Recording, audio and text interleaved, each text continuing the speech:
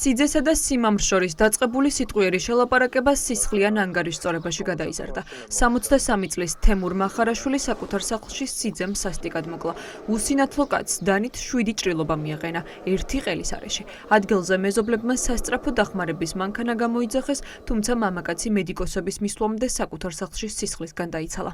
კაცი უსინათლობა, ჯერა სიტედრი უწმია და მე სისხლისგან დაიცალა? ის ხრილი იყოს. ავიჩი მოკრულია. იარაღით თუ რა მოხდა საერთოდ? მგონი დანი თავი. სიძე არის, მე მგონი თუ არ ვწდები. სიძე. აქ ერთად ცხოვრობდნენ? ერთად ცხოვრობდნენ დროებით ხო ის ბიჭის წასვლას კი აპირებდა, მაგრამ არ ვიცი რა მოხდა ვერ გეტყვი. ბრალდებულმა სასტიკად სცემა და აწამა გარდაცვლილის მეუღლეც. საზარელი დანაშაული დღეს დილით მოხდა. სავარაუდოდ მოტივად კი ქონების გამო დაწყებული კონფლიქტი სახელდება. ბრალდებულმა კი დანაშაულის ჩადენის შემდეგ მიმალვა შეძლო. სახში ერთად ცხოვრობდნენ ესე სიძე? კი, 5 წელია ეს ბიჭი აქ იყო გოგოყავს. და ერთად ცხოვრობდნენ, რავი ახლა.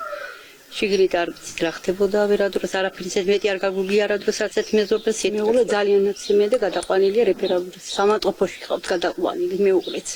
ამ კაცის მეუღლეც ნაცემია და გადაყვანილი ხავთ. ამდენით გავიგე სიძე მოკლა სიმამრი. ხედავდა უსინათლო იყო კაცი. თელი ცხოვრება წესიერად შრომაში გაატარა.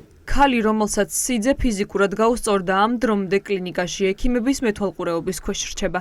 მას მრავლობითი დაზიანებები სახის და ყელის არეში აქვს მიყენებული. მრავლობითი დაზიანებებია სახის არეში, ყელის არეში სტრანგულაციური ღარი ემჩნევა.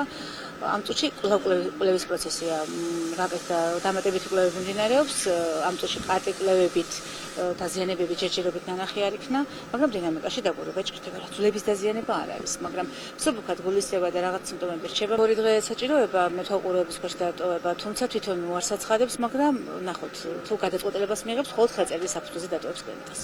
სოფელ ოსიაურში მთელი დღის განმავლობაში საგამოძიებო მოქმედებები მიმდინარეობდა. ყვითელი ლენტებით იყო შემოსაზღვრული დანაშაულის ადგილი. პოლიცია ერთმანეთის მიყოლებით კითხავდა ყველას, ვისაც კი რაიმე ინფორმაცია ჰქონდა. ამ დილას მოუკლავს, მე გაქცეული პაბლიში და აიყვანეს. მდინარი რამენაცესაური კავშირია აქვს? სიძე მოკლავს სიმამრი. დაიჭირეს, გაიქცა და მერე დაიჭირეს? აი გაუყვანია ბათუმს რაღაცა. ერთად ცხოვრობდნენ, მშვენივრად იყვნენ, ბავშვი ბაღში დაყავდათ, ისეთი არაფერი და რა ვიცი, რა გითხრათ. გაურკვეველი ვერსიებია რა და რა ვიცი, რა გითხრათ. ეხლა ძალიან კი შეწუხებულები ვართ მეზობლები, მაგრამ შინაგან საქმეთა სამინისტროს გამოძიება განზრახ მკვლელობის მუხლით აქვს დაწყებული, თუმცა ამ დრომდე უცნობია, დააკავეს თუ არა დამნაშავე.